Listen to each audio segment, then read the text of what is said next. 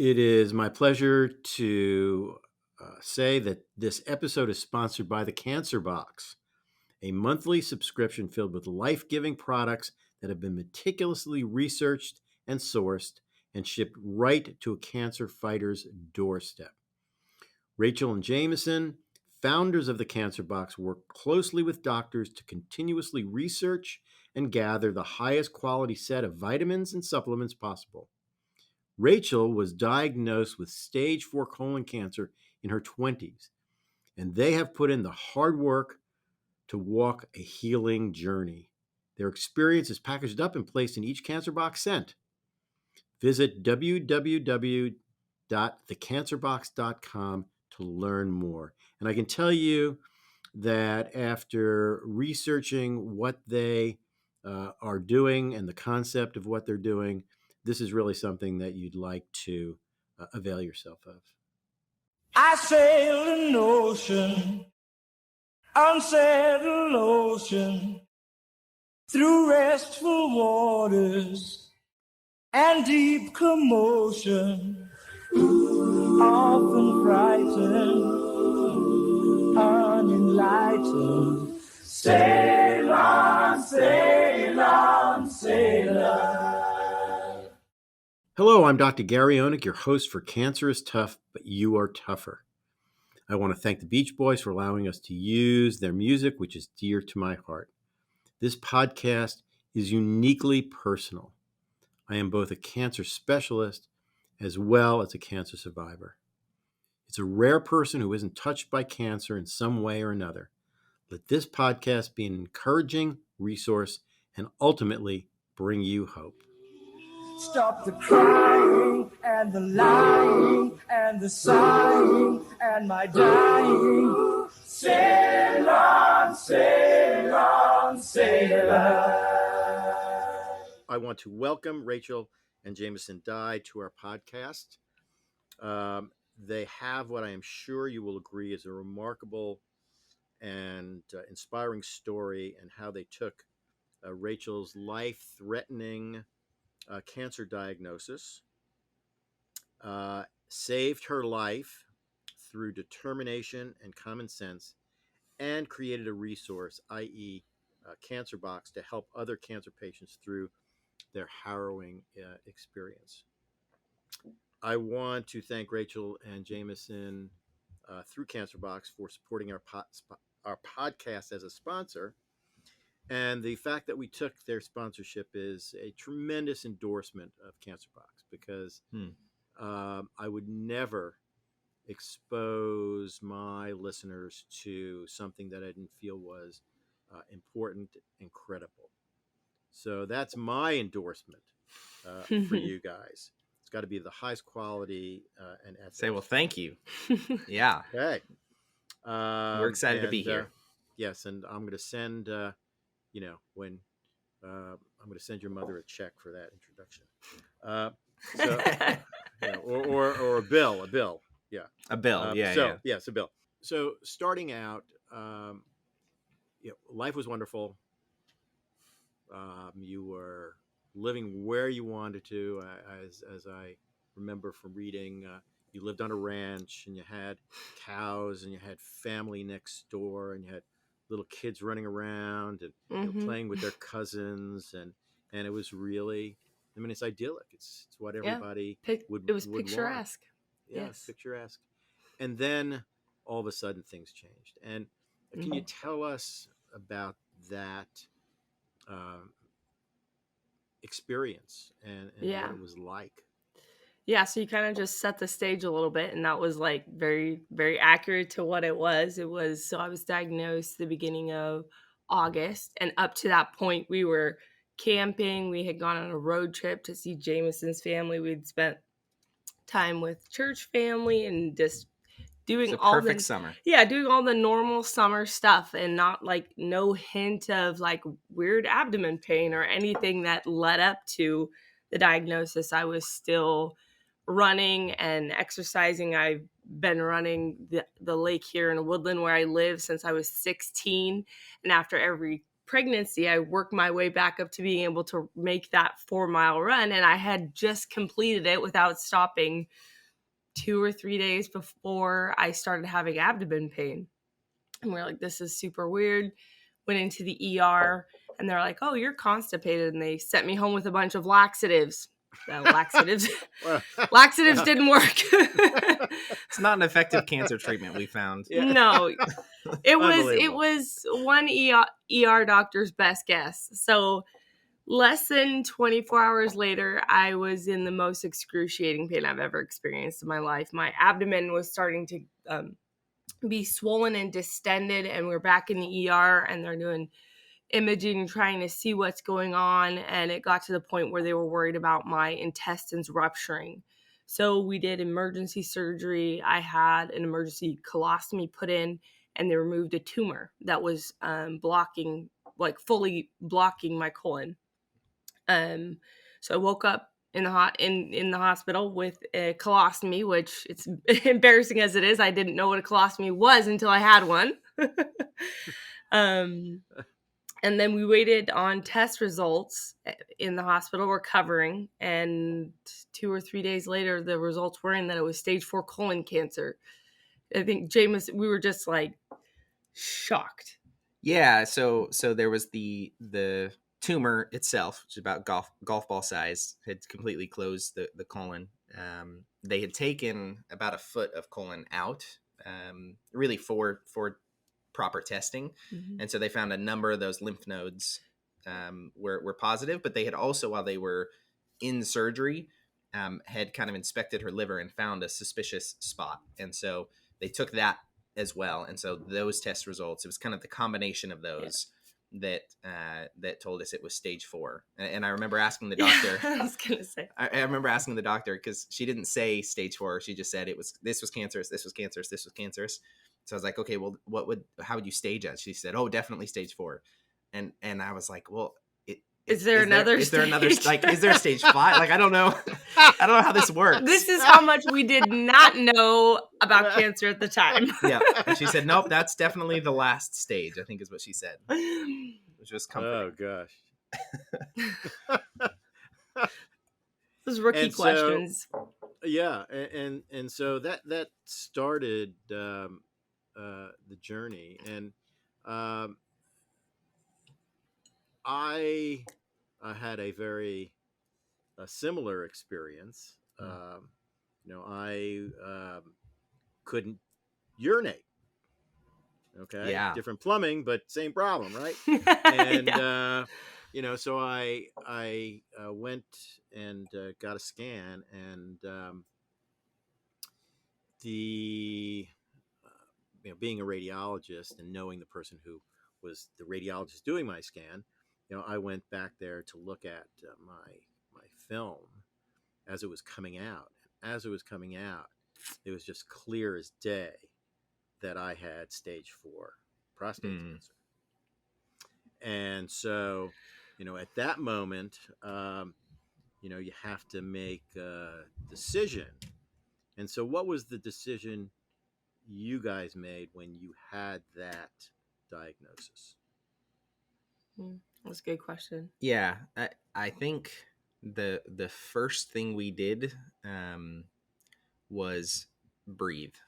I mean, I think the first decision we made was we called Rachel's parents, who live close by to us and we're close with, and we called our pastors, and we weren't really in the mindset of how do we treat this, like what's our physical game plan. Yeah. We were much more in the mindset of how do we spiritually and emotionally handle this, and let's start there. Feel like we need to process this. We need to pray about this. We need to be surrounded with people who can help us think that through from a soul care standpoint. And so that's really where we started. In that first hour after the diagnosis, we were making phone calls to family, letting them know, and asking some people to come in and just be with us. I think there were some weird emotions because I I pretty much felt like they were telling me, you are on your deathbed now. And I was like, all of a sudden sitting there feeling like, okay, I have to make peace with the fact that I'm dying, but like emotionally and like spiritually, physically, I was running, I was living my life. I've got little kids. Like I was not mentally there. I was like, I still feel like I have a lot of life to live. Why is this doctor talking to me like I'm already dead? And like my brain's like trying to compute, okay, do I need to reconcile? I'm on my deathbed right now. Can I live? Is there any option? So I think it was actually a few days before we had a nurse tell us that there was any amount of hope, that she had heard of someone beating stage 4 colon cancer. And it was days before we got any little shred of hope from a doctor or nurse that indicated there was potential for me to live. It's interesting how sometimes doctors almost dash hope. Yeah. Yep. Almost step on it when the patients at least need that. Yes. They need that no matter what stage. Even if the hope, at first, of course, everybody hopes that they're going to be cured. I mean, that is. But, even if the hope comes down to after, you've done everything and it's not working, the hope that I can have some good time. The hope that, it becomes the littler hopes, but there's always something to hope for. And, I think doctors do sometimes a disservice. Your situation and how you handle it is very much like the first stage of Death and Dying by Kubler-Ross. It's basically denial. It's it's not me. I can't do it. Some people, it takes a very long time to get through that process. I think your support from obviously Jamison and from your community and spiritually got you through that process remarkably quickly, because a lot of people don't, and that holds them back from actually doing something that they need to do, which is get a handle on this whole thing and start healing themselves. So an interesting beginning. So what'd you do? I mean, you said, okay, I've got to go and see an oncologist. How did you choose an oncologist?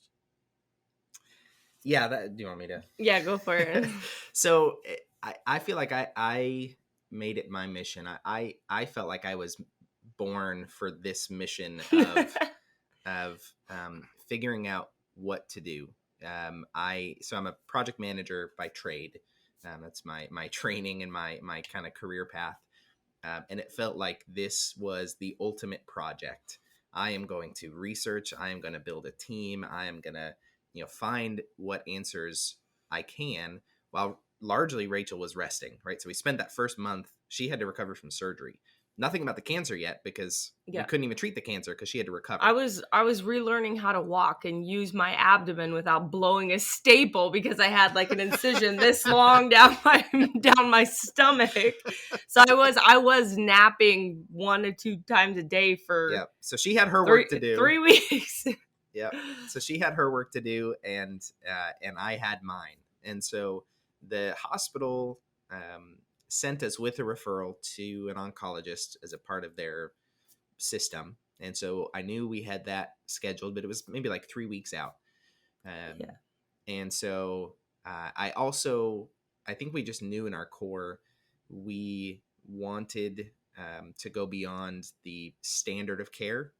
I think we kind of come into this experience with an understanding of the value of a natural approach, not exclusively, but maybe in an integrative. We kind of learned the term integrative cancer care. What drink did they hand me in the hospital for my recovery? The Impact. So the Impact shakes. I think they're pretty standard. That was a very telling thing when they handed me this drink and was like, you need to drink this for your recovery. If you want to get better, you have to drink this. The lady was very forceful with me, and I was like, what is in this thing? Yeah, we looked it up, and so this is, I think, the day of the diagnosis, and we looked it up, and it was like 47 grams of sugar in this Cancer little fuel. shake. They were giving you cancer fuel. And that's where it was like, So it's like, I don't know much about cancer. Obviously, we didn't know there wasn't a stage 5, but I knew that sugar wasn't good for cancer. So it's like, even a very basic level, I think it put a healthy distrust in me right away for the standard of care and what they thought was my best route. So that initially was like, okay, we're going to have to think for ourselves a little bit here. We can't just listen to whatever person coming here telling me. Go ahead. Exactly.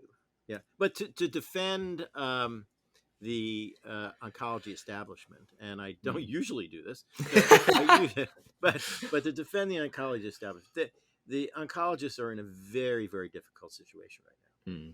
Everything is protocol driven. And this is what you have. This is what the protocol says. It's been worked out on a national level, and they find it's very, very difficult for them to go outside those guidelines mentally. Of course, they can go outside the guidelines. I mean, you know, I can't even, most of the time I can't even see the guidelines. I'm so far outside the guidelines. But it's you know, it's a tough situation to be in, and particularly the young guys who don't have the older guy type view that they were taught. There's a great book. I don't know if you by Vincent DeVita called "The Death of Cancer," and in there, now this is a guy who is the most famous oncologist in the world. Okay, he was the head of the National Cancer Institute for many years, and he developed the first curative treatment for Hodgkin's disease with multi-modality chemotherapy. I mean, this is the guy.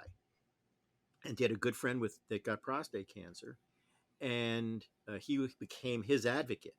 So he was playing, you know, Jamison to you, you know, to your situation, to his friend, and even he couldn't get the oncologists to go outside their box. And so what chance do we have? It's smaller, but you have to, as you found out, you really have to become your own advocate, so to speak. Yeah, and I think we found that, like, standard of care, it was really helpful to understand that the textbook, you know, in the US is really based on, and you said it, what works the most consistently with the most amount of people, which makes sense. You go, okay, if we're trying to treat 100,000 people, what things will affect those as many of those 100,000 people as possible in a positive way? And so, you know, thinking statistically, you go, okay, yeah, that makes sense. But for us, what we were looking for was not what most effectively helps 100,000 people. We were looking what most effectively helps one person. And that can be a very different question, right? So if you think about like nutrition, you might say, what single food source is the most nutrient dense? Let's just say hypothetically it's potatoes. I'm pretty sure it's not potatoes, but let's just say it's potatoes. We'd love it to be potatoes, but we know sure, that'd be great. Yeah. So the question then becomes, okay, if it's potatoes, are we going to stop producing all other types of food? Because potatoes are the most nutrient dense for the widest range of people. And so we are only going to consume potatoes, produce potatoes, and hand out potatoes. And we're going to say, if you eat anything other than potatoes, you're off of our standard. Or do we understand that has value, right? If it's potatoes, maybe potatoes should be a part of your diet because they're rich in these nutrients that you need. But maybe you, based on your blood work, need more leafy greens because your iron's low, and you need more, you know, and you build a diet for yourself around your physiology. Maybe potatoes don't sit well with your stomach, and so you're going to stop eating potatoes. So I think that you logic. Said potatoes a lot more today than I thought you were going to. I have said potatoes, and ironically, I don't really like potatoes unless they're fried. I'm not a big fan of potatoes. uh, but I think that logic of standard of care becoming the end of the question, like what are our treatment options, and then you say here's standard of care, and that's the end of the discussion. It's like, well, that feels like that should be the baseline of the discussion. Now that's what works for the most people. Now let's talk about what works for Rachel, and maybe it's standard plus, maybe it's something different than standard of care. And that was something that I feel like as we met with doctors, it was a very clear line of either a doctor could think in that way or was willing to think in that way or was not willing to think in that way. And for us, that became a decider of, is this doctor on our team or not? And how many doctors did you go through? Yeah. I So mean, figuring it's the in NFL draft, did you go to the second round or what?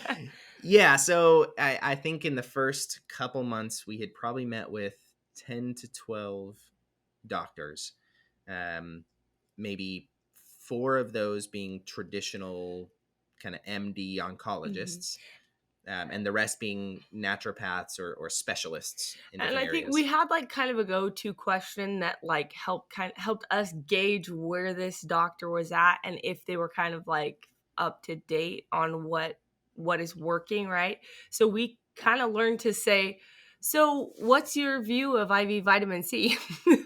And we kind of like would watch and see how this doctor responded, if they'd ever heard of it, if they know of the studies and all the science. Because for us, that was something that was like, there is enough science and studies backing this that we knew it was something we wanted as part of my regimen. So it was our testing question to see if the oncologist was up to date on his Yeah, and on it's stuff.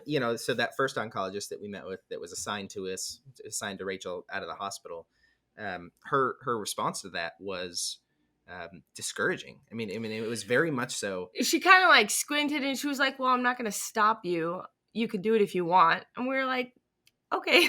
She said very clearly, only chemotherapy. How'd she say it? She didn't use the word heal, but essentially only chemotherapy can heal cancer. Was the retort of like, if you want to do something else because it makes you feel better emotionally because you're doing it fine, as long as it doesn't get in the way of my protocol, because my protocol is the only protocol that's going to do anything, while at the same time saying it's a 50-50 shot that my protocol even helps. Yeah. And so we walked away from that deeply discouraged. Yeah. And also determined to not go back to that doctor. Just go. Yeah. That might even be the truth. That might be our odds. That might be the situation. It wasn't that we were running from the truth, but it was that we didn't feel like we had an advocate in that doctor wanting to be on our team, and that was an important part of the relationship. Mm-hmm. Well, I mean, it's the old adage. You can look at the world as a glass half full or glass half empty. I mean, you got the same situation, but you want your oncologist to be looking at it. Well, it's half full. We've got lots of things. We can try lots of things. Yeah. We'll find the thing that works for you, and you have to be able to listen to your patients. I can tell you that some of the most important things that I use right now to help my patients, I learned from patients. They came to me and they said, "What do you think about this?" And I said, "I don't know. Let's look at it." And I looked at it and I said, "That seems fairly reasonable. Let's see how it works on you." And then you get this amazing result on that patient. You go, this is important. I'm going to, and so I can think of at least 2 instances where things that we now use absolutely routinely, I was not doing, but I learned from my patients. That's awesome. And so, it's not just about, placating your patient.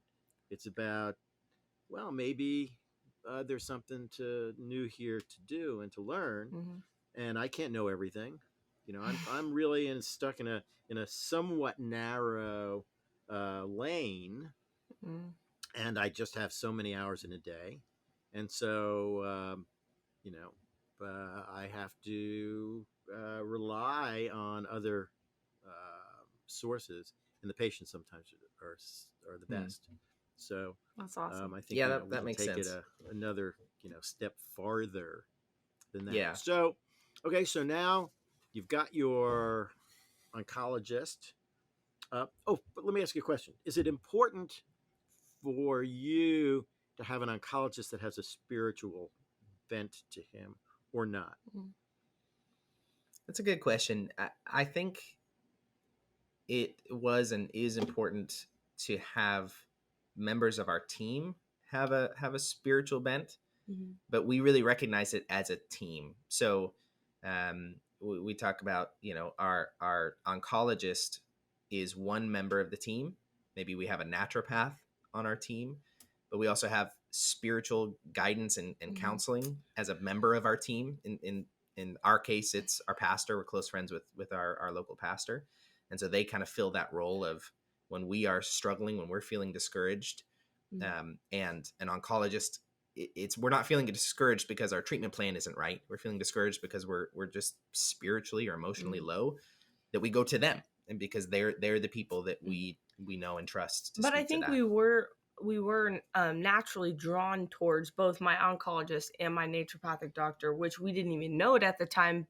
They are both spiritual, so I think there was even just a natural draw towards them That's because fair. they have hope. I think there is a aspect there that is important, that Yeah. people need to be treated as emotional, spiritual beings. It's both, right? Well, I think that it's an interesting aspect to it, and I ask that question of all the people that are guests, Mm. because almost all of them have had cancer, and I get interesting answers. It's most people that answer it say, well, it wasn't the criteria. I mean, it's like you got a pipe that's leaking into the basement. It's an emergency. Yeah, um, I want the best guy to fix my pipe. yeah, I'm not gonna say, well, do you believe in God? Sure, Sure, but yeah, sure, now yeah, that's great, but my pipe yeah. is still leaking into my basement. So, sure. that's what most people feel. I think that Mhm. Mm. it's interesting because I've been so upfront about my spirituality and how important it was in my healing and things, that that I'm getting patients who care about that, Mhm. Mm. who feel better and comfortable that that I have that view of life, and and death, and having a hereafter, and all that Mhm. other things that come into it. I do think there's a natural empathy that um, that is unique to having a worldview that sees people as more than just a cluster of cells. Yeah. And so whatever that worldview is, whatever kind of spiritual bent, ours being Christianity, um, I do feel like there is a resonating that can happen between people who just recognize, I think you're more than a bundle of cells that, will be gone and kind of have no effect because life is Mhm. largely meaningless. It's just enjoy life to the best of your ability, but you're Mhm. just kind of one of the animals, and move on. Um, and so I think we felt that probably more than anything with the doctors and things we met with was, if we could tell that there was an empathy of, you're a human being and we need to care for your entirety, which the doctor may be mostly in charge of the physical, but also can empathize with the emotional and the spiritual. I think that was important to us, just as we're talking about it. I think that was an Mhm. important factor. Well, I think that I think you're absolutely right. I think quantum physics basically tells us now that we're all connected. Mm. We all have our consciousness that is um, connected in some way, and I think that is um, scientifically as clear as day, that um our thoughts can affect things outside, and so to have someone on your team that is having that compatibility, I think is can be an important thing, and it doesn't have to be necessarily the oh he's a Christian, he believes in God. It's having that um,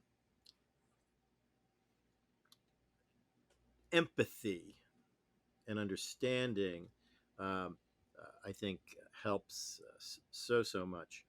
Mm-hmm. Uh, and the first thing I tell patients when I talk to them and they're starting out and they're going to get an oncologist, because I like to work with oncologists and have a global plan with them rather than just a patient coming to me and saying, treat me with your immunologic stuff, and I do, and then send them away without having any underpinning to the whole thing. The the importance of them knowing that um, we do communicate on other levels is really, I think, very very important. And I tell them, if you don't like the guy, go away. Yep. Mm-hmm. I mean, it's a gut feeling. If you don't like him, It if he could is. be told, you could be told he's the best oncologist in the world. If you don't like him, leave, Yep. because he is not going to be resonating with you, and you won't be getting the best results possible. Mm-hmm. So, uh, how did Cancer Box start? Was it a revelation? So how did it happen? Yeah, good question. I think the word revelation feels largely accurate, but maybe a combination. So I think it was kind of so I was in remission for the first time, and we were kind of at a place of just processing everything we'd been through because it was such a whirlwind of events. And then we've now got like this stack of books on our nightstands, and we're learning and absorbing all this information, and just wondering, what does life look like now, because we feel like we had this kind of host of knowledge that we collected and gathered from doctors and oncologists and learning from other patients in the IV room, the drip room, and um, just kind of asking ourselves and each other, what does life look like now, and what do we do with all this information that we've gathered? yeah, I think that there was also an aspect of trauma associated with what we had collectively been through over the prior months, and so now we're in remission and we're going, whoa, that was hard. Like when you're when you're in the midst of it, you're in the battle, you almost don't have time to think and breathe. And so when you come out of it, there's a whole new slew of like, that's a lot for me to even stay in that Mm-hmm. space. Mm-hmm. And so there was this temptation, and I think a decision we had to make. And we had this conversation of like, well, do we want to just package up our cancer experience and put it in the closet, Pretend like it never happened, and move on?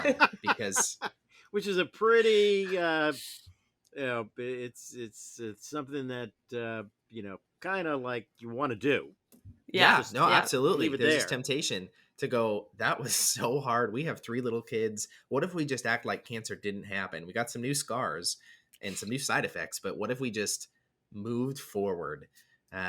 Or, and this was maybe the more important decision, do we double down and lean into that world? We had found so much that um, we had been blessed with a knack for research and coming to meaningful um, solutions in our total package. And so we had found already that people were coming to us saying, I just got a diagnosis, I don't know what to do, I don't even know where to start. Or yeah, my brother was just diagnosed, what should I say to them, what should yeah. I recommend? Do you have doctor recommendations? How should their diet be? What? Yeah, we literally had dozens of people like messaging and emailing and reaching out to us before the cancer box was even a thing. We had people just asking what we were doing and how to go about it. So we kind of saw that a need for people to kind of for guide for people basically. And we also saw a lot of extremes. I feel like people are bent towards extremes. There was extreme of like radiation and chemo is only all of it, and then I'm gonna cure my cancer with only eating vegetables. And there was these two extremes, and we felt like, where's the middle ground? And we kind of Where's tried the to balance? marry those two perspectives and come into the middle to find what we felt like was a healthy balance. So we saw that quite a bit. People on either end of the spectrum telling me like, don't do chemo, just do CBD. CBD cures everything. Like, we're like, okay, so where's the middle ground Not to here? throw our CBD folks under the bus. Yeah. So it felt like we had been given something that had blessed us, that we felt like there was this temptation to package it and put it on the shelf.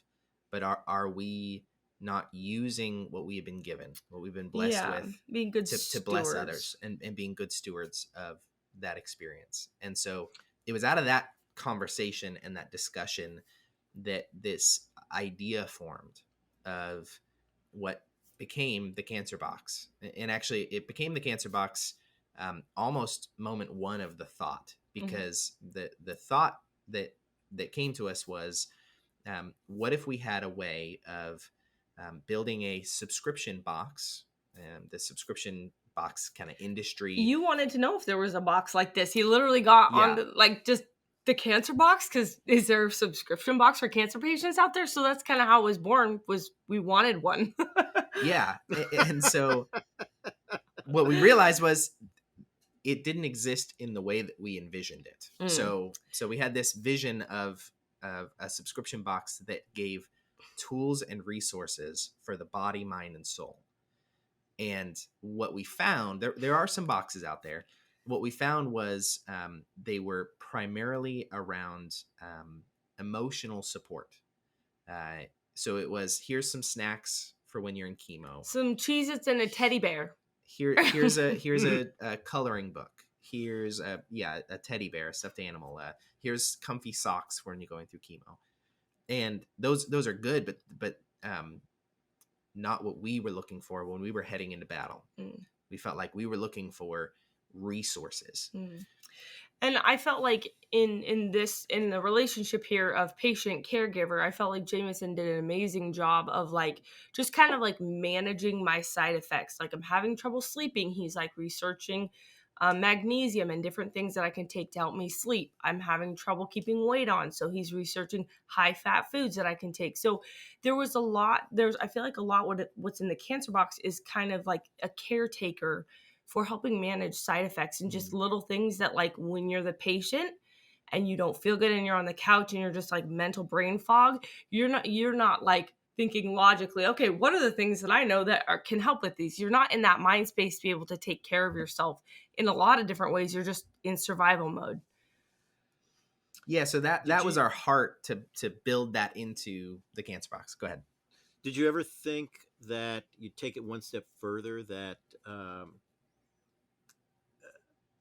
you were given this, not just, well, it happened and now we're gonna, now I'm gonna use it, that this was something that was placed in your way to make you do this, to bring this to fruition rather than just incidental to it?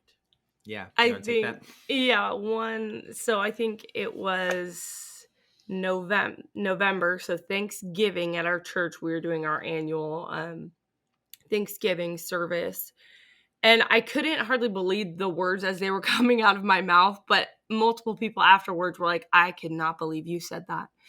So I actually stood up before I was even actually in remission. I was going through chemo, and Thanksgiving, I stood up and I was just thankful that I was still here and for my children. And I said that even if I could undo my cancer, I wouldn't, because I knew and I could see how God was using it in our lives, in our marriage, and in our family to just refine and change my heart. And like, it sounds kind of harsh, but I knew that God brought this about in my life for a reason, and I wouldn't undo it even if we could.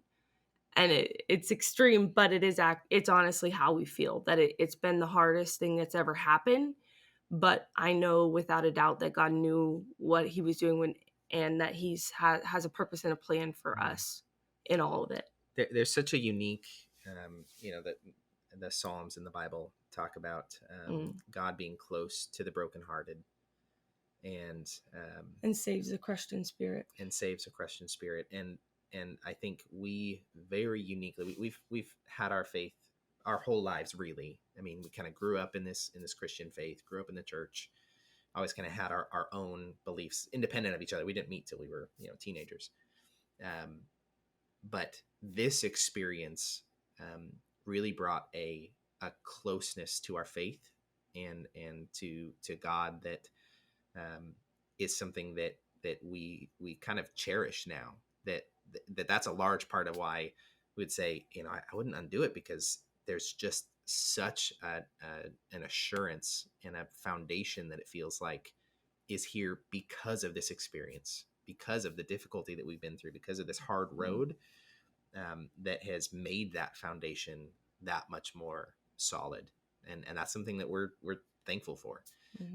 And so anything that comes out of that, anything ministry minded, anything, the Cancer Box or anything else that we do, feels like a logical next step or outpouring from that personal experience and personal growth that we've gone through. That's lovely. I felt the same way. I mean, I knew undoubtedly, without a shred of doubt, that I was given my cancer basically to prove a point. And I didn't like the point that was trying to be made, but I knew it 100%. And I told my son, my autistic son, Al, when I told him, he just looked at me in his deadpan way and said, Dad, I'm crushed. And I said, there's no need to be, because we know how this is going to turn out. I was given this to be cured in the way that I needed to be cured, which is prayer, becoming an advocate for that later on, and then also a unique cancer treatment that nobody else had access to. So I agree with you 100%. I just had an idea, by the way, while you were talking about this, and let's see if this is a good idea. All what right, you think of it? Okay. I think that once you subscribe, you don't have to subscribe because it's too good. But yeah, once you subscribe to the Cancer Box, you get entered into a prayer chain that we can create, that links churches around the world. I'm sure your pastor can help with it. Sure. And we, once the diagnosis is made and they come in and they make their subscription, you take their first name and you put them into, the Cancer Box prayer chain. Yeah. And, I think that would be a wonderful addition to. Anyway, just thrown out there. You don't have to. No, it sounds awesome. I'm sitting here thinking, how did we not think of this yet? Good job. Well, no, I approve this. I think that's a really cool, idea. I think there are some steps in that direction already around the kind of sponsorship side of the Cancer Box, because it is a product that we sell, the box itself. But we also work really hard to be able to sponsor individuals who can't afford it, because we know cancer treatment is expensive and often you can't work. Yeah. And so there's this kind of mashing together of economic impacts that happen. And so out of that, we've kind of had this cool ability to hear people's stories, because we have this sponsorship page where people can basically put themselves out there and say, hey, I would love a sponsorship. And so we hear their stories and we have the ability to pray for them. And and when we have ability to sponsor them with a box. And so even just an extension of that says, hey, tell us your story, and yeah, let's start a group that is focused on just lifting you up in prayer, and taking you before the healer, and that, yeah, I think that'd be a cool idea to pursue. I like it. Great. Well, I'll help any way I can. All right. And you just have to call it Dr. Onik's prayer chain. No, just okay. All right. Yeah. We'll brand it. We'll brand it something. The Onik Brand it prayer somehow. chain. I like The it. Onik prayer chain. Yeah, no. So you'll be the sole recipient of the. So I have two last things. Yeah. Okay. I've got one last thing before I tell my joke. All right. Okay. Just a final thought. What's the last thought that you have for, undoubtedly our listeners are in that situation. Is there a final thought? Or we've pretty much covered everything. Don't sit there mute. No, it's a good question. That's a good question. We can let Isaac edit out the pods. I guess maybe we'd each individually have. So where I'd go is for someone to take the time they need to process what they're going through. I think it's easy to find, not easy, but it's possible to find doctors who can care for the physical, to find, diet plans that you feel good about, to find all these tangible tools. I think the hardest thing to navigate is that internal processing needed to go through the trauma that someone's going through. And so I think that was our hardest lesson, and things we're still processing and going through. But finding a space for that, and maybe finding someone who can help you, whether that's your local pastor or just a counselor who can really just help you process. Because what you don't want to have happen is physically heal your cancer, but still be emotionally sick and spiritually sick. And I think we've seen that where bitterness can set in, that life has just dealt me a bad hand, and I'm bitter about That's it. what I was thinking, was along the lines of like, and this might sound kind of harsh, but you are not a victim. Life is happening to you, right? But we're responsible for the choices that we make, and we're responsible for how we choose to respond to different to things that happen to us. And those are hard truths. So we don't say that, kind of flippantly, like, get over it, because that isn't the case, because we can't get over it. But there is a health that comes with peace and acceptance. I think accepting your circumstances, and accepting what has happened to you and is happening. And I think that's just something we really had to focus on, so that we can get up every day, for our kids, while Rachel's going through chemo and is sick, and we're pressing on. And even in remission, there is always that temptation to worry, what if my cancer comes back today? What if my cancer comes back tomorrow? But I think the verse that I have been meditating on, and that I just kind of keep near and dear to me, it's in 1 John 4. It says, there's no fear in love, but perfect love casts out fear. And just meditating on that fact that I am perfectly loved by a perfect creator. And then that mindset of I am not a victim. And no matter what happens, even if my cancer does come back, I will be responsible to respond to it in a good way when that, or if that happens, which I don't believe it will. But we just kind of take it one day at a time, knowing we are not victims of our circumstances. That is a lovely final thought. Okay, so now we come to total gear shift. Right. The humor part of the podcast. So no pressure. No pressure. All right, Mr. Maisel, the marvelous, let's go. the marvelous Mr. Maisel here. So, a cancer patient walks into a bar. And that's how I thought. I said, well, if I'm going to make a joke, what joke do you make? Well, everyone makes Naturally.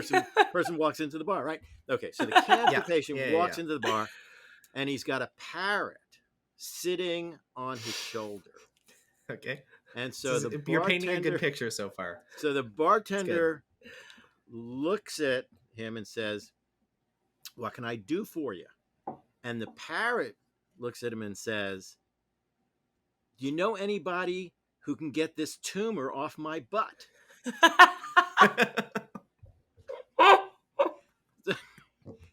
Anyway. Oh my gosh. Cancer patient. It's got some subtlety to it, actually. Sure.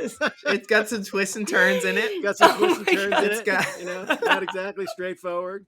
What can I tell you? I like it. That's impressive.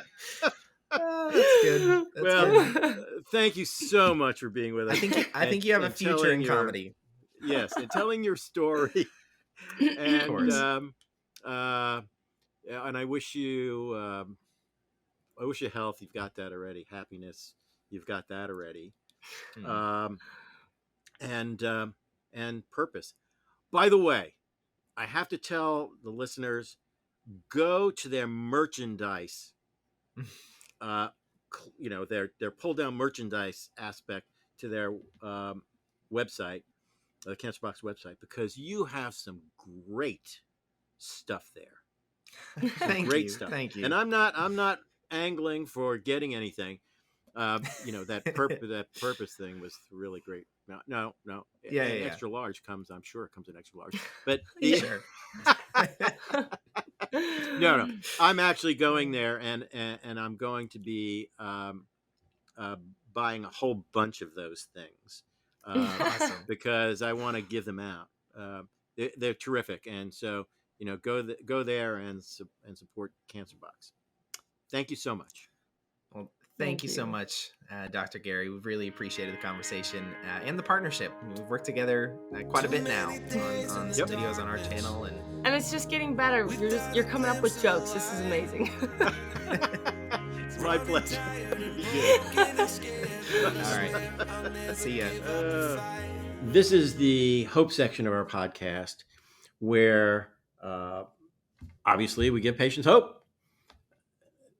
Very often, oncology patients reach the end of what are the traditional therapies. And what we're trying to show here is that new therapies, some of the major breakthroughs, are coming along all the time. And so you may find yourself in a situation where they've told me I have no more hope. They've told me to go home, go to hospice, and prepare myself to pass away. Well, there is always hope. Major changes come around in oncology. And so one day you may be in that situation, and literally the next day you may have new hope. So this is our section that we highlight those new things. There is a major breakthrough in oncology that just happened and has just been approved the middle of last month for use for patients who have melanoma that has failed other therapies. And that new treatment is called a LAG-3, LAG-3 checkpoint inhibitor. We've talked about checkpoint inhibitors before. Your cancer has a way of turning off your immune system, and these are called the checkpoints. Up until this point, there were basically two checkpoints: CTLA-4, drug called Yervoy, and a PD-1 or a PD-L1, drugs called Opdivo and Keytruda and Tecentriq, and all of immunotherapy basically revolved around the use of these two classes of drugs. We now have a third class of checkpoint inhibitors, and that is the LAG-3, LAG-3 checkpoint inhibitors. And this is truly a major departure. And what will be happening from this point on is that numerous other cancers will be treated. So now we have, as I said, LAG-3 checkpoint inhibitor. And this opens really a whole new world for immunotherapy. Undoubtedly, the LAG-3 will be combined with PD-1. In fact, it comes packaged with a PD-1. And this is going to be linked to certainly the CTLA-4 inhibitor, Yervoy, and all sorts of new possibilities for the treatment of immunotherapy will happen with the addition of LAG-3. I have a patient that I am treating tomorrow, and we analyzed the genetics of her tumor, and what we found was quite remarkable. She had an extremely high level of LAG-3. And what that told us is that if we use the LAG-3 checkpoint inhibitor, that we may get a much better response in her than if we used just a PD-1. So this week, tomorrow, we'll be using a new drug for a patient who needs it desperately and who we already know has a good chance of getting a major benefit from it. That person, that patient, yesterday had no hope, had a disease that had stopped responding to everything, and now we're giving her a new chance. I will keep you posted as to how this works out. We're very hopeful, and a few prayers coming her way from our listenership would be greatly appreciated. The first letter of her name is R. So we'll be reporting back to you about this new advance that is now giving people new hope. Thank you. So this is the portion of the show, the mailbag, where listeners get to send in their questions for us to answer. Emily in Seattle. I am a nurse and I'm considering going into oncology. My fear is that I will not know how to comfort patients who have a terminal diagnosis. Do you have any advice on how I can best help my patients on an emotional level? Once again, that's a great question, Emily. It seems like the listeners are really hitting the high points of the issues that are involved in oncology and oncology care. I think the number one, you are in a better position for giving comfort to patients in that you are a woman. Now that might sound strange, but I take that from the information that Jordan Peterson always goes through, that women are look at things on a more emotional level, and men look on things more on a technical level. So the overall chance that if you were a man, you would have that right touch doesn't preclude it, obviously, but the basic biology, uh, according to Jordan Peterson, who knows the research, is that if you're a woman, you're going to have it's more about feelings. For men, it's more about things. So you're ahead on your first point there. The second, I think, is that um, if you care enough to ask this question, then you're going to do it correctly. So all it requires is for you to be genuine in your feelings, and that will come through to patients, and you'll be able to help them greatly on the emotional level while they're going through this challenging experience.